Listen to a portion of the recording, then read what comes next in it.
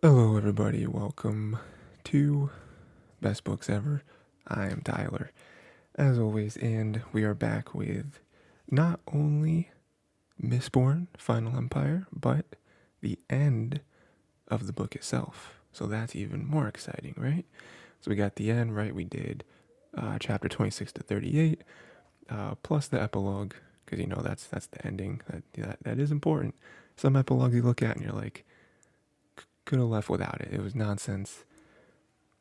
Author just put an epilogue there just to say they have one. This one, pretty important though. Lots of literally what an epilogue should be. But yeah, lots of good stuff. So this one, I got a lot of notes for that. A lot of little things as well as a lot of big things, as well as like I said, some epilogue stuff, which is like not stuff that happens necessarily, but stuff that they just set up for the next book. Next book is called The Well of Ascension, which makes a lot of sense because um, a huge part of this ending reasoning for a lot of things, and then even kind of stuff they talk about in the epilogue is like, hey, Well of Ascension, this is big. Here's a mystery. What happened here? So yeah, so a lot of might be kind of sporadic, but we're gonna get to it. It's the end of the book. That's what I said was gonna happen. Okay, so where do we start? So let's start at the end, like we always do. Not the epilogue, just kind of the end, the big climax, right? So Lord Ruler dies. Not only does he die, he gets murdered by Vin. And this is a big moment, obviously, right? Lord Ruler gone after 1,000 years or so of ruling. Um, this was supposed to be the final empire, but it turns out it's not. He's there's gonna be something after him. Um, there's a few different things that happen with this. First off, we learn that the Lord Ruler can do both allomancy and feruchemy, which is huge because no one has ever done that before, at least in recorded history. We learn that that's why, most likely, why he did the breeding programs with the terrorist people to be like, hey, you can't breed with anyone, not even yourselves. There cannot be any chance. I love what Vin says in response to this, where she's like, "Oh, so Lord Ruler was never a god. He just used tricks. He was just lucky. He just had both of them. He was just kind of the first person, it seems, to uh, be born with both allomancy and feruchemy, and he learned how to use it in such a way to make him seem like a god. And then was like, okay, in his mind, he's like, okay, no one else can ever do this, and that's how he kept himself God, basically. Um, I love that because I love Vin sort of breaking that down, and I think it makes her feel better. I think there's some morality with it, right? Like killing if he was truly God. Um, but then also I think showing that anyone could rise to that occasion. So maybe there are people alive, like maybe herself. I mean, she's definitely not confident in herself, like being God or whatever, but there are maybe good people out there that could successfully rule, quote unquote, rule the people in a different way, in a much better way. It doesn't have to be like, oh, well, Lord Ruler was clearly the one because he was God. It's like, oh, no, he wasn't. So that kind of downplays him a little bit and brings him a little closer to everyone else. As oh, he was just human. So that means theoretically anyone else could have the potential to rule, and if they do, we can make it so they're better. That's kind of the my thought behind that anyway. So yeah, there's that. What else? What else? What else? What else with the Lord Ruler dying? I guess we'll kind of stay on that for a second. Um, Slight tangent off of that, but still connected. Marsh is still alive, right? That's stuff that happened in this part. But then now he's back again, right? That was first off very emotional moment with Marsh dying or supposedly dying. Even when I was reading it again, I have read these books, so I do know everything that happens. But even reading it again, even with my future knowledge, I was like, man, they really didn't try too hard to like identify the body. I think Brandon sort of explained that in in the paragraph of like, oh, the face of the body was just like smashed in or whatever. So like, okay, maybe there's some explanation there as to why they wouldn't be able to identify it. They just saw a body, maybe with like, obligator clothing or whatever, or the only body in this place that was a secret meeting. So, it also had like a note or whatever from Marsh in there. So you just connect the dots, right? I still feel like they didn't try too hard. Like, is this Marsh? You know? But then he came back. He was an Inquisitor. That was huge. I mean, that proves a few things, I think. That proves that anyone can become an Inquisitor, it seems. I know that they mentioned before that they do like having mistings become obligators, and it is assumed. Well, I feel like before this, it was assumed that only Mistborn became obligators because, or not obligators, Inquisitors, because Inquisitors can use all of the allomantic powers. So I guess this proves that doesn't have to be. We're still under the assumption that it has to be a misting, because Marsh was a seeker. Yep, he was a seeker. But that's cool. I do like this little thread too, coming off of this. There was something. Okay, so let's talk about. Trying not to bounce around too much. So let's kind of finish the first thought first. So the whole thing with the connection between him and the Lord Ruler, I like the ending of him pulling out the spike from one of the Inquisitors, and that killed the Inquisitor instantly. So now we know, because before that, and trust me, we will get to Kelsier, but before that, we saw Kelsier kill an Inquisitor by beheading it. And in that moment, you're like, yeah, okay, that makes sense. We're not quite sure how to kill an Inquisitor, but taking off their head makes sense that they would die. The only person that you're not sure that would work on is the Lord Ruler. I think the Lord Ruler even said something about like, I've been beheaded before, they've dismembered me and I'm still alive. But it does make sense, right? Take off the head. And then Marsh, to kind of show them the secret, like, no, you gotta separate the top spikes from the bottom spikes, and there's the one there between their shoulder blades that you pull out and they die. It kills them instantly, which is huge because there are still other Inquisitors out there. We're not sure if they're going to completely oppose this new government, like how loyal they are to the Lord Ruler, if they're just loyal to whoever's in charge, if they themselves, I imagine this is probably what's going to happen. They're probably going to want to band together and be like, no, we're better than everyone. The Inquisitors should be the rulers of the land. And the reason I say that is because clearly there was some hunger for power there, as we see with Carr and him being a kind of like the head of trying to overthrow the obligators because they were loyal to Lord Ruler. But then again, was that just because they felt superior? I mean, we do see him say something about how, him like trying to prove that the Inquisitors are truly loyal to the Lord Ruler himself, where they feel like the obligators are more so just kind of playing their part. So maybe that does work in their favor, and now the Lord Ruler's dead, they kind of don't want to be in charge anymore, although they do seem very ruthless, like just in their nature. Like there is something about becoming an Inquisitor that just makes you ruthless and like disregard any other life besides your own.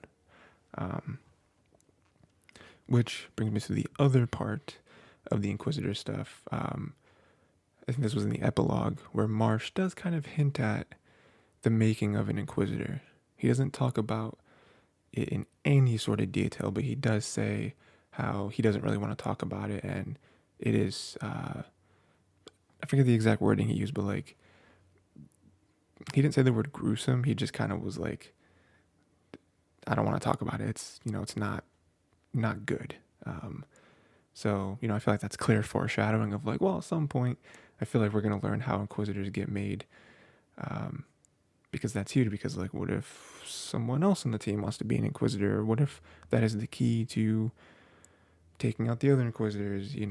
With the Lord Ruler, well, let me just stop there. Finishing off the Inquisitor stuff.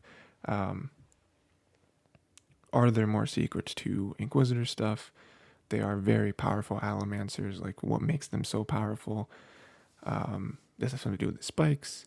You know, 'cause clearly the spikes, you know, they could kill them. They let them see allomantic. Like, you know, they're almost like Daredevil from Marvel, where it's like Daredevil's blind, but he can like feel everything. You know, that's kind of how Inquisitors work. So there's got to be more secrets about them that I can't imagine they're not going to at least attempt to uncover. Now, will they be useful? I don't know. You know, it's not clear.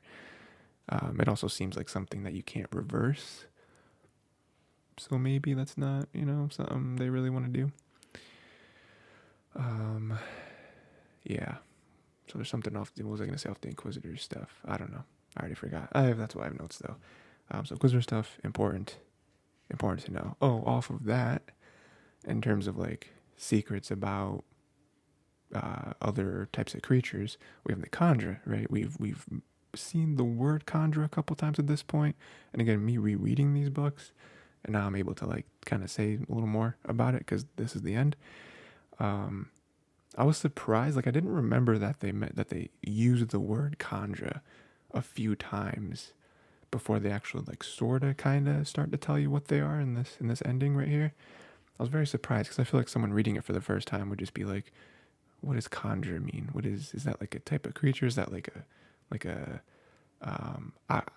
know, like an occupation?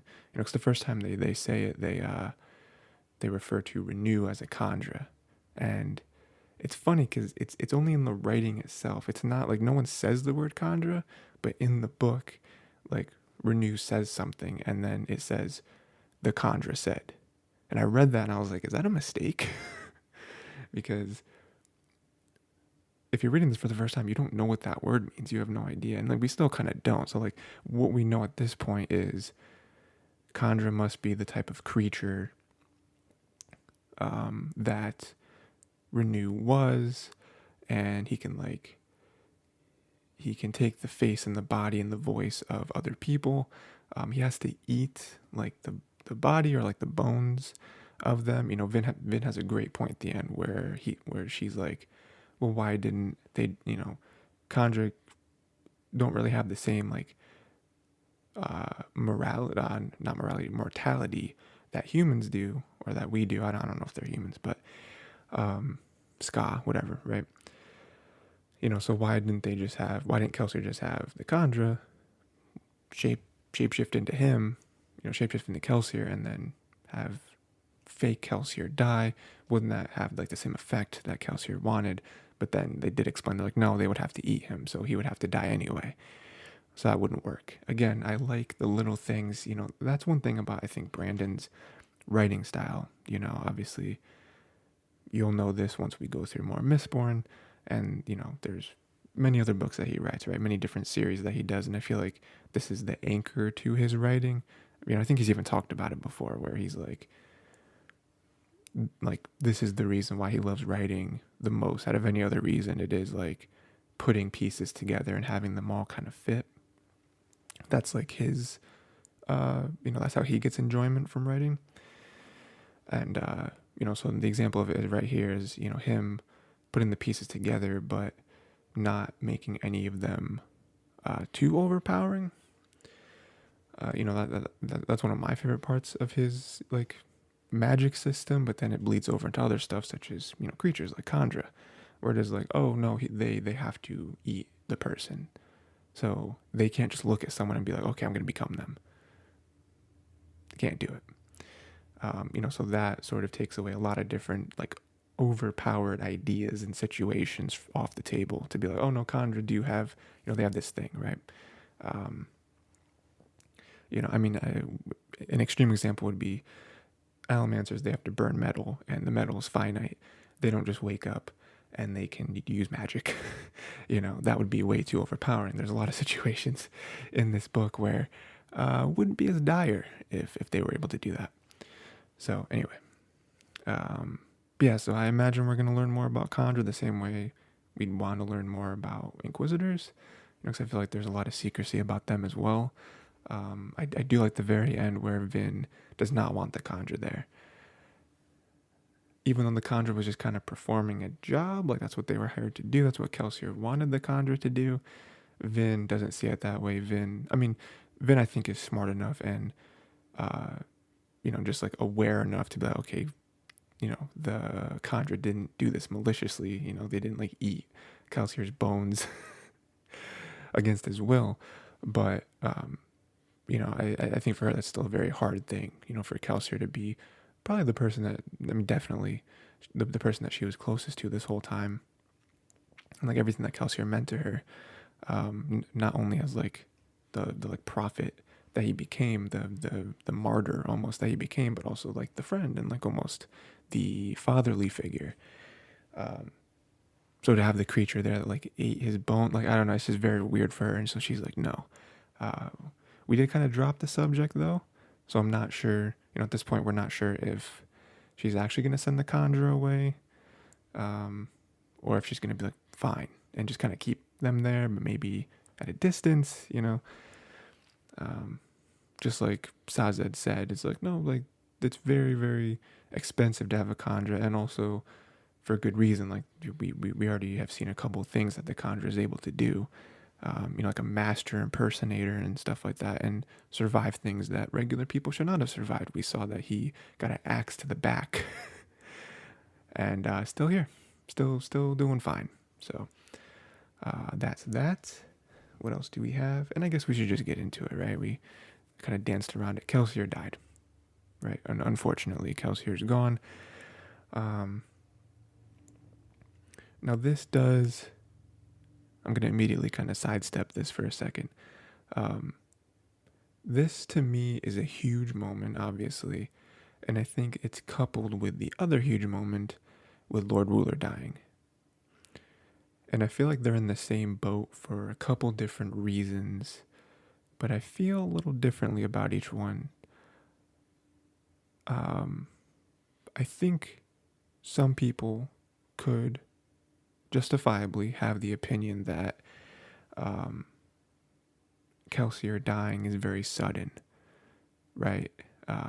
First off, we just love Kelsier. We would love to have seen Kelsier the whole rest of the series, so there's that like emotional sort of, reaction, I guess. But also it does just kind of happen. Like they're just kind of chilling. They are kind of like arguing with each other, I think, right? About like what's next to do. They just lost all these people. Marsh just died. All this stuff, right? Like they are really at their bottom, and they're kind of thinking about backing out and be like, all right, we're done. Like there's no reason to, like they've found out our plan. Like that's what Inquisitors do. They break people. So there's a 0% chance that they are unaware of our plan, who we are, where we are, all that stuff. We have to leave. And then immediately there's another execution happening. Kelsier goes out there. They all go out there. Kelsier runs in, saves the people. Lord Ruler comes. He sees the opportunity to fight the Lord Ruler. He kills the Inquisitor, which is huge. But then he dies. He does this thing where Lord Ruler says like, oh, didn't I kill you already, or something like that? And Kelsier's like, you can't kill me. I am hope. He smiles. Lord Ruler, and at that point we're like, oh, we're gonna see a fight. We're gonna see them duke it out at least a little bit. And then Lord Ruler just backhands him and then puts a spear through his heart. A quick 1-2. Kelsier's dead. There's no more like pomp and circumstance with it. It's just boom, boom, dead. That's it. Clean everyone up. Clean up all the corpses. All that stuff. And I think in the moment it looks very, very sudden, because it is. And again, not only is it sudden in terms of Kelsier does not, at least for us reading it for the first time, there's no telegraphing that he's going to do this, that he's like, oh, today's a big day, we're going to do it. And like, he's like nervous, he's jittery, and like Vin is noticing, and they're like, what is going on with Kelsier today? Nothing. He just goes out, watches, he wants to go watch the executions just like normal, just like we did last time in like the previous part or whatever. And fights the Lord Ruler and dies. You know, I think that it's not sudden though when you go back and you look at it from Kelsier's perspective, when we learn that this was all his plan from the very beginning. He, again, I don't know how in the very beginning it was, but pretty far because, Renew, who is, actually the Khandra, had, had specific instructions for everyone. I mean, they knew all this, so you imagine it was probably his plan right from when he hatched it, right? Before he told, the crew, Docs, Ham, Vin, all that stuff. Like he already knew this, so. And if you read back, you'll see a lot of different little breadcrumbs, right? Like there's multiple times where he asks Sazed about different religions, and he's very interested in like why certain religions last longer than others. He's puzzled at the idea that the leader or the god or whoever, whoever's at the top of a religion dies. How does that not kill the religion? How does it make the followers even more devout, even stronger, right? There's just little things like that, and then you realize, oh, that's because that's what Kelsier is trying to get into the mindset of. That's what he's crafting his whole plan after. Is he's going to be like a new god. We mentioned, I think in like part 2 maybe of the book, he talks about he makes like a joke to, and I'm pretty sure I like brought this up.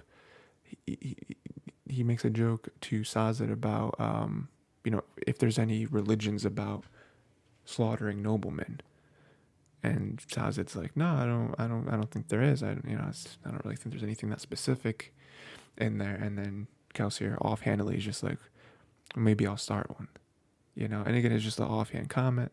I think I mentioned this before about how like it's just a fun little back and forth, teaching us a little more about Sazed, a little more about Kelsier, their relationship. Just fun banter, right? But then it's now, and you're like, oh, this is what he did. There is like people who follow the Survivor, the Lord of the Mists, or whatever. Like that is what he was trying to do. He knew that the Ska would never rise up. They would never do any, and centuries of oppression and grooming and all that stuff. They needed a new god, and that's Kelsier. So my whole reason for bringing up the comparison to Lord Ruler dying is because I think similar arguments can be made, right? Like, oh, it's kind of sad. Like, man, they really finished, because we know it's a trilogy of books, and it's like, man, Lord Ruler dies in the first book. Like, that seems. What are the other 2 books? Like, what else did they have to do? Because at this point, we're left with, well, they have to start a new government, I guess. Like, is the rest of the series? There's 2 more books, 2 more full books, and I think the next 2 books are longer than the first one. I could be wrong on that, but I'm pretty sure I'm right. So you look at that and you're like, is it just gonna be like the power struggle, I guess, of people trying to claim to be the next king or something? Is that just gonna be the whole series? What else is there? The Lord Ruler was kind of it, right? So with that angle, I think I could look at it as like, man, they really just killed the Lord Ruler like that. And again, it's similar to the Kelsier thing in my mind, where Vin is just like, oh, I'm gonna kill the Lord Ruler. Let me just grab a couple things and I'm gonna go kill him. So I think that is also very sudden as well. And then also like, I don't know, my opinion is, if I'm gonna have some criticism of this, on my second read, I do think this was a little rushed. I would have liked, again, I'm not saying they should have put like another book in here or something, but maybe just like an extra chapter or so, just like something to really have Vin. I don't know, because the argument could be made that, oh, Vin can be impulsive, especially in this moment. She's never had anything like this happen to her before. But I don't know, maybe like more time for Vin to think about this. I just feel like she got to the answer very, very quickly. That he's clearly Terrace. You know what I mean? Like, I understand that she was reading the logbook and all that stuff. Asking Sazed more and more questions about ferrochemy and all that. But I don't know. I just feel like it was way too quick for her to be like her realizing that he's Rashek. I think that was appropriate. Us reading the logbook and her saying it's like, oh, that makes sense. Why the logbook ended so abruptly. All that stuff. I mean, even kind of like her figuring out he's Terrace, I think, isn't too bad. I don't know. There's a lot of things here, and like I said, I have read these books already, so I know what happens. There are certain things in this book that, about this ending that I think don't make a lot of sense, and hopefully Brandon explains them later on. He does, but I'm obviously not going to say how he explains them. But like I said, that is his writing style, where it's like these are the pieces, and for better or for worse, everything gets explained. Some people don't like that. They think maybe whatever, right? But I don't know. Again, if there was to be some criticism, I'd say it's a little too convenient, just a little bit too convenient. Not enough for me to say it's a bad ending, because I don't think that in the slightest. But a little bit of me is like a little too convenient, I think. But moving on to a couple things in regards to stuff that is unexplained and doesn't make a whole lot of sense. About the ending specifically. One, the mists. There's a line in here which is very important. They even, the way it's formatted in the book, they kind of separate it out from the rest of the inner thinking of what Vin's going through in the moment. Vin, almost dead. She, what was the line? What was the line? What was the line? What was the line? What was the line? Do. Vin does something. Vin does something. Where is the thing that we're doing? She drew upon the mists. That was the line I was looking for. She drew upon the mists. What does that mean? Because clearly that was a turning point in the fight. Like, she was losing. Like, the Lord Ruler, very powerful.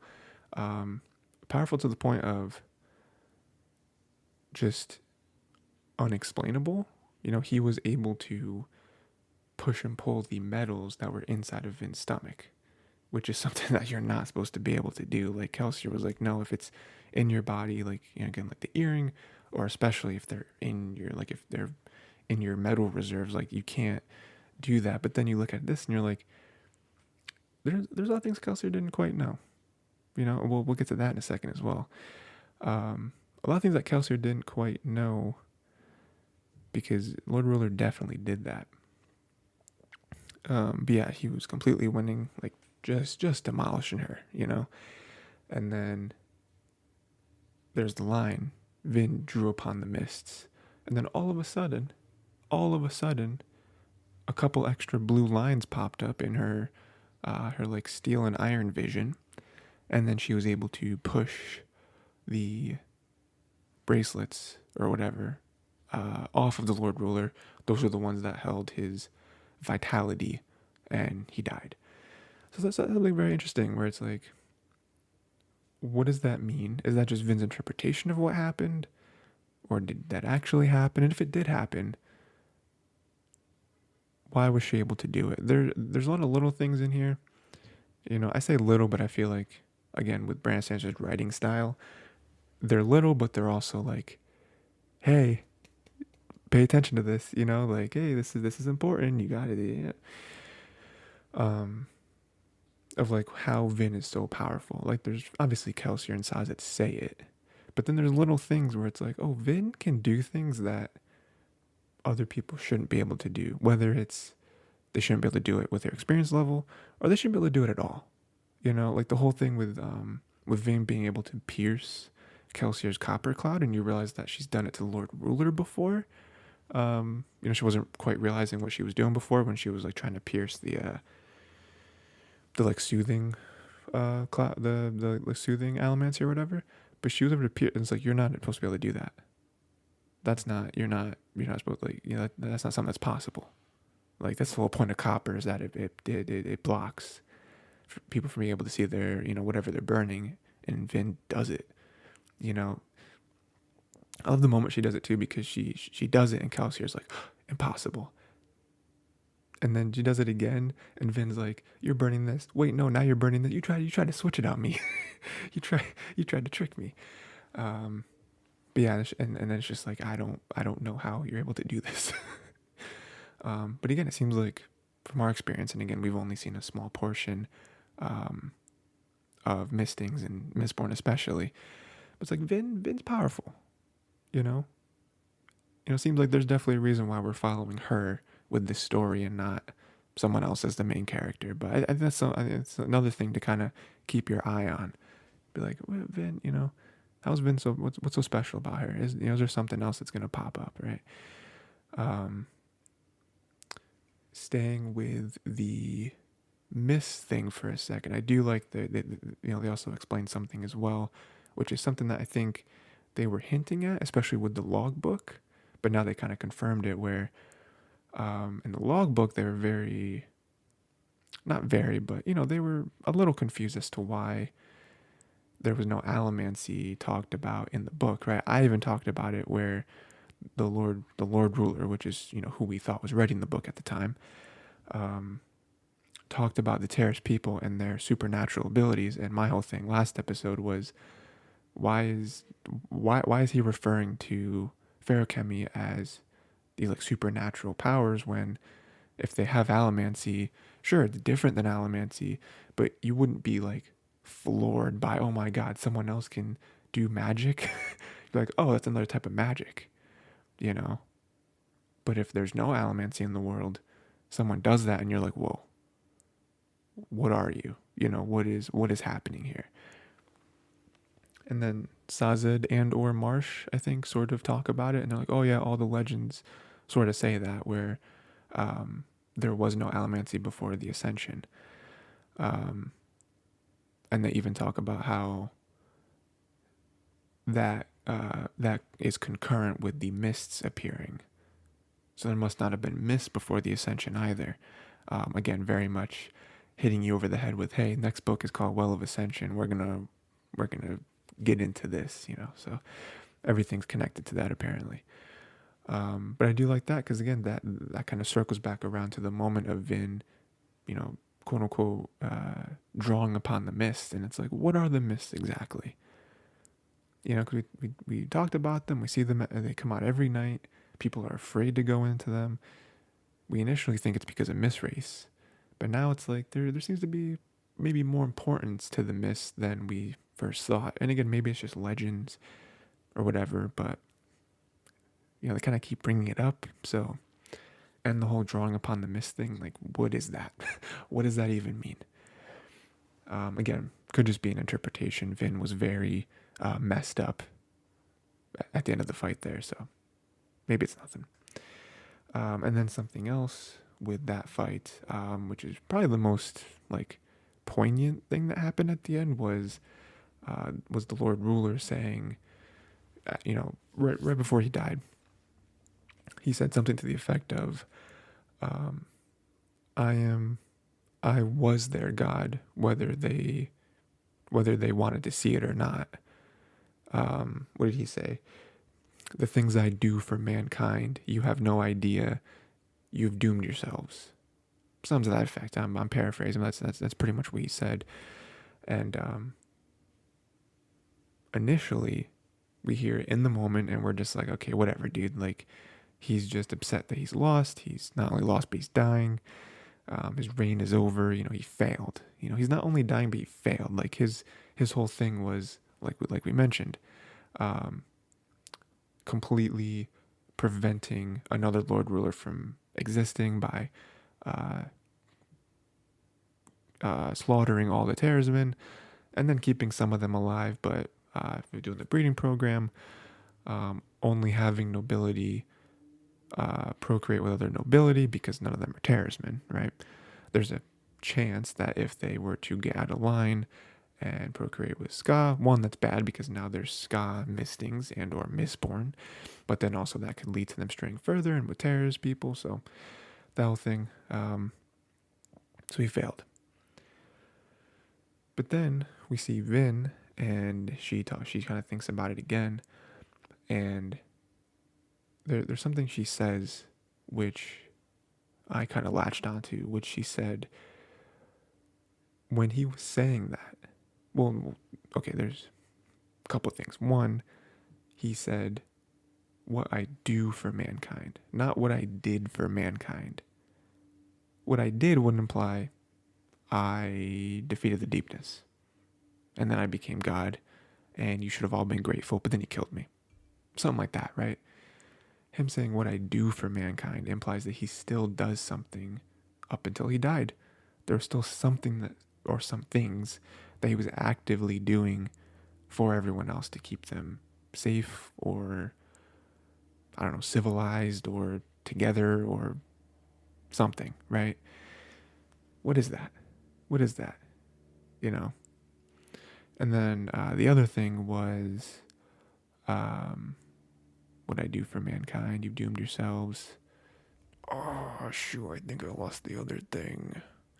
What I do for mankind. You've doomed yourselves. I think I lost the other point I was trying to make. Oh, no, I found it. Nah, you guys. I found it. Okay, so she also said that when he said that, there wasn't pride in his eyes. There wasn't like, what I did for mankind, you guys have no idea. Like, it wasn't like pride that you would find in a king who thinks that everything they do is just and, everyone should be bowing at their feet. She said she saw terror in his eyes. He was afraid of something. He was afraid that he was dying. Was it just because, he didn't want to die, which would be completely understandable, afraid of death, afraid of the end, or was it something else? Again, the coupling of those two things, what was he afraid of? Him ending it with, you've doomed yourselves. Again, you initially take that as him, again, him just being prideful and saying, you guys can't live without me, everything will shatter, blah, blah, blah, right? Or upon Vin kind of reanalyzing it and us being able to read it and ponder it, is there something else? Is there something else that he does, like I said, to keep them safe or, together as a society or whatever, right? We don't know. But that is, a lot of different things that, Brandon sort of leaves us with in this epilogue. Oh, okay. What else do we have? I guess we'll talk about this sort of the very, very end. The Vin and Ellen stuff. I like that. First off, I love the moment a little earlier than the very end when Ellen comes back with some soldiers, right? And they do their thing. Vin embraces him and has the line where she says, "No one's ever come back." There's a lot of really good lines in this last part that just you read them and it just kind of hits you, right? I didn't write them all down, but that is one of them because her whole life people have abandoned her, have betrayed her. That's why she's so distrustful as a person. Reen betrayed her, right? Left her, never came back. Kelsier left, right? We have that moment where she feels betrayed by Kelsier. She feels like Kelsier lied. She feels like Kelsier isn't a good man like she previously believed. It is just her emotions, and we can understand that, but we also understand why she feels that way. It's like, you were supposed to be the Lord ruler, you didn't. You were supposed to make this better place. You were supposed to be with us and lead us. You weren't supposed to die. There's a great line, I think at the very end of part 4 of the book, which is a callback to when they were coming up on the garrison and the whole garrison was being destroyed, and Kelsier wanted to help, and Vin stopped him and said, "We're not invincible. You're not invincible." That stops him, right? And then Kelsier dies, and she has a moment. She has a line where she says, or where she like thinks it or whatever, and she thinks about her saying that previously about how we're not invincible, but in her mind she's like, that was supposed to be us, you know. I'm not invincible, you know. No one in the crew is invincible, but you were supposed to be. You were supposed to be the invincible one, and it just hurts, you know. So that's where the betrayal comes from, and then Ellen, which actually happened before the Kelsier stuff. Ellen being like, leave. I don't want to see you anymore, you know, that sort of thing. So she's just had that over and over with like people she loves, and then for Ellen to be the one to come back, you know, to like come back for her and actually still care about her, it seems like that just kind of all hits her. Like no one's ever come back, and at that moment, I don't think Ellen, it's impossible for him to understand the weight of what he did. It's far beyond her coming back. It's far beyond just the fact that he came back to save her life. It's far beyond that.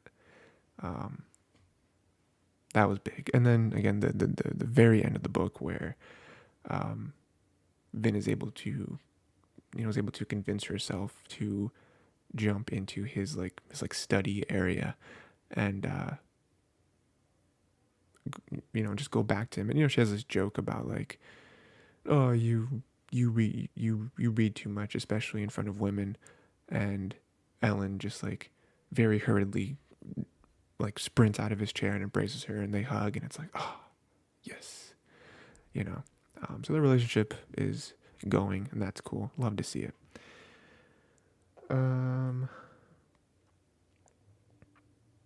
Yeah, I think at this point it's just kind of like a bunch of little stuff. I think I pretty much covered everything big. Yeah. So let me just pop in now a few things that I just kind of mentioned. Maybe not of super importance, and then I do have just like the very answer, like predictions and stuff for the next book that we can get into. Any that we still have. So let's go down the list here. So we have a new government.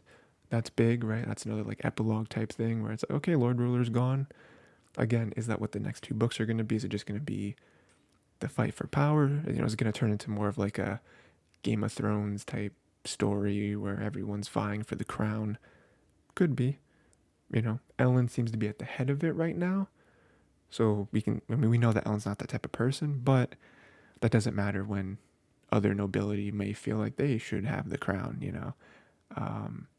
and we know that all the A team is gone, right? Kelsier, that's another quick thing too. Kelsier destroyed the pits. So I think he said for the next like few hundred years, it'll take them to, for the crystals to regrow to then grow more geodes. So that's gone. But also with the Lord Ruler gone, like, is ATM even their currency like that? Is it really cost? Because the whole reason it costed so much was because it's what the Lord Ruler sold to them, so it's like, where does that sit? But anyway, yeah, so there's all that stuff.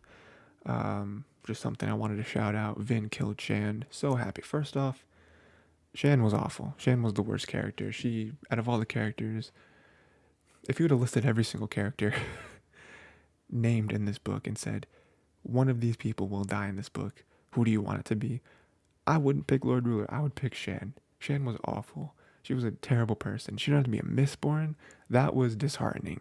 Because I'm like, oh man, she's powerful too? Oh no. But Vin killed her, which was also like, one, just very fan servicey. Like, oh, Vin got her, But also, I think it did actually progress Vin's character again, more so going to the point of Vin is powerful, like she's different, but also her adaptability, if that's a word, her able to adapt where she's like, hey, I'm not as experienced as Shan, I'm not as powerful as Shan. It's just a fact. So I'm going to find another way to win. Again, going back to her as a street urchin where she's like, I'm stronger and weaker than everyone. I have to find another way to survive. And so she has this great idea where she extinguishes her ATM early, and that makes Shan think that she's run out. And then she brings back the ATM at the opportune moment, surprises Shan, stabs her twice right in the chest, and kills her. And it's great. So love that. So again, just kind of showing that, hey, she doesn't have to be the most powerful, the most experienced. She can still win. Another very emotional moment. I think this was the other big one. Was Kelsier or Vin came back after she killed Shan, and right, this was after she killed Shan, I think. Yeah. Her snapping at Kelsier. Because Kelsier was upset with her. Upset with her with going after Shan. But then also kind of about the plan about like going after Ellen. Like, oh, Ellen might have to die or whatever. And then just with Kelsier in general, right? And so Vin snapped at him and said that you're not Ska, you are nobility. Kind of pointing to everything. It's like, you're Ska, like you live here, you always have clean clothes, you always have food in your stomach, all that stuff. And then she, not only that, but then she turns it on, sort of her own experience to be like, when have you ever done this? When have you ever experienced, starving?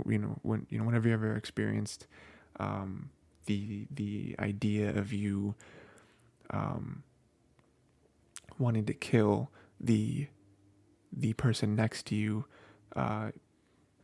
because they might have like a scrap of bread or something, you getting abused by someone and you at least being grateful that someone is there paying attention to you, like all these very awful things. And she's trying to just prove her point that you're not Ska. You like to think you're Ska. You like to think that you came from this and that, but you don't actually know what it's like to live that way. You're just doing this all for your own ego. And again, a lot of it's exaggerated, but there's some truth into what she says, and Kelsier even admits it. But I love that moment because everything sort of just comes together. Like Ellen telling her to shoo, the whole Shan thing, like a lot of things just kind of hit their head, and she just has to be mad at somebody. And so I just love that because on top of that, it does show how comfortable she was with everyone. She wouldn't have snapped at anyone, especially Kelsier, if she didn't have that connection with him. So that was a really good moment. And then what else do we have? I think there's one more thing, and then we'll talk about the very, very end. So, going back to something I talked about earlier that I meant to get back to this, which was lots of things that Kelsier doesn't know, right? That we talked about the piercing the copper cloud, pushing and pulling the metals inside of another misting or Mistborn's stomach. Lots of things that Kelsier said that are wrong, or at least wrong in certain circumstances. We learned that there may be more metals. There's a base 8 and then 2 other ones, right? Atium and gold. But then she burns the 11th metal, and it sort of like shows you like the path. So like the way I interpret it, and I've always been fuzzy on this, but the 11th metal, which we don't know the name of it, shows you like someone else's past. And so she believes that, there must be 4 more metals aside from the base 8, not 2, and they must be grouped together the same way that the 2 quote unquote groups of the 8 metals are grouped together, right? Like the external and the internal. So there must be another 4, not just gold and atium, but the 11th metal, and then maybe another one, a 12th metal, that would be. because she thinks that, okay, gold and atium are not like partners, not a pair. It must be the 11th metal and gold are a pair, because gold shows you like uh, different possible futures of yourself, whereas this 11th metal just shows you like a past version of yourself. I guess that's kind of how I read it. So first off, she does figure out what the 11th metal does, which is something more than Kelsier ever did, which is very strange because it's like he never burned it, you know. Um, but then didn't I don't know. We don't have to think that we don't have to think too hard about it. But then the other very exciting exciting possibility is there's a 12th metal. There has to be, right? Like every metal has a pair, and so if this 11th metal is truly the pair of gold, what is atium's pair, and what can that even do? So that's exciting. But then we do see something though. I do want to point this out because I think they kind of gloss over it. But the Inquisitor, when Vin is trapped, locked up by the Inquisitors, the Inquisitor comes in and tells Vin to eat something. She eats it. He tells her to burn it. She burns it, and it depletes all of her metal reserves. So that's huge. So that, I guess, would be the 12th metal, unless that's something completely different. Like maybe it doesn't even fit into the structure of the metals, but that wouldn't make sense, right? Unless it's not a metal that she burned, because I don't know. Did they actually say it was like a bead of metal? Did they say that, or was it just like eat this? I don't remember exactly. But yeah. Maybe it was just something completely different. Maybe it wasn't a metal, but then he does say burn it, so it's got to be a metal. Yeah, so I don't know where that fits into this whole like not a Venn diagram, but this whole like chart with like red strings and but that's something too, because it's like I don't remember Kelsier never mentioned that there was something like that a Allomancer could burn and just get rid of the metal in their stomach. That's pretty powerful. Although I don't know how else you would use that besides how the Inquisitor used it, which is like just out of brute force, had the Allomancer burn it, so. But yeah, leave you with that, and then last thing, yeah, end of the book. I guess any sort of closing thoughts, closing remarks. We already sort of mentioned predictions, but it's like again, like what else is the book gonna be like? On a ground level, it seems like it's gonna be rebuilding Luthadel, and maybe the outside too, because we really just got rid of Luthadel, but I'm sure word will travel pretty fast across the entire everything, the entire central dominance and beyond, that the Lord Ruler's dead. So I'm sure that'll be a big part of the next book, you imagine. But then on a greater scale, it seems like they have multiple sort of threads pointing to the Ascension and like the Well of Ascension. The next book is called The Well of Ascension. So it's like maybe that would just mean that they learn more about it. Learning about like uncovering secrets, I think, is a big thing that they've left us with. A lot of cliffhangers, right? Even like I mentioned about the Inquisitors, the Kanja. I mean, even Terrace, like, Saza did mention that what he's going to do is he's going to go back to his people. There's like a homeland or something. So that's a big thing. And then, yeah.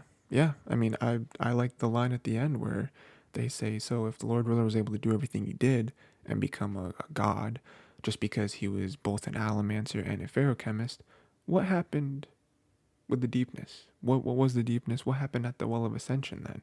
What power did he get from that? Because clearly everything we've seen was just because of his luck with being feruchemist and allomancer. So what was the Well of Ascension? What happened there? And also, just to reiterate it again, what does he mean by you've doomed yourselves? What did he do not did, do, currently, still doing, up until his death for mankind. So, yeah, lots of questions. But that is it. That is Mistborn: The Final Empire. I closed my notes like an idiot.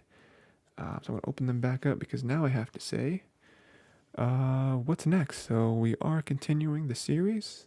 That is what we do here. We do full series at a time. 2 more books to get through. Next book, as I've mentioned about 5 times already, it's called Well of Ascension, Book 2. What are we going to do next time? This was a little harder for me to pinpoint because I do want to keep these, at least the books in this series so far, I think work really well for 4 weeks. So it's kind of the sweet spot in my mind, in my brain. So there was going to have to be a weird sort of double up with the parts. I think this one worked out well because we doubled up on the last 2 parts, had a nice meaty finale to the book. This one, a little harder to distribute, but what I've decided is we're going to have a nice meaty beginning to the book. So we're going to read both, because there are, Well of Ascension is broken up into 6 parts. So we're going to combine parts 1 and 2. It's going to be a lot of pages. I think the most pages we've read so far in 1 week, but we can get through it. We're all excited. Get through the next book. What's going to happen now? Lots of stuff just happened. A really crazy ending, honestly. So I'm sure we're all excited to get into the next one. So let's read a good amount.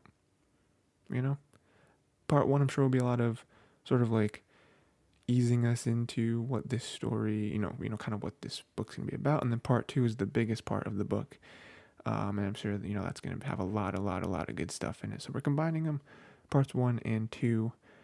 I didn't write down the chapters. I wrote down the parts, but not the chapters. All right, so you just gotta give me about 30 seconds. Okay, so we're gonna go. So obviously, chapter 1, that's easy. That's easy to know. Chapter 1 through 27, the first 27 chapters of the book. 27 chapters. 1 through 27. That's what we're gonna do. And yeah. It's going to be a good time. So, that is it. Long part today, but I already kind of figured it was going to be because we're talking about the end of a book and also moving into the beginning of the next book. So, yeah, that is it. That's been Mistborn: Final Empire, Brandon Sanderson. Next time, Well of Ascension, chapters 1 through 27. Get rid of those first 2 parts there. And, yeah, I guess that's it. Let me know what your thoughts are on the first book, any sort of predictions you have going to the next one. Any sort of theories as to anything that happened in the first book, not only these last couple parts, but the whole book now that we finished it, kind of look at it in hindsight. And yeah, that is it. Read some more.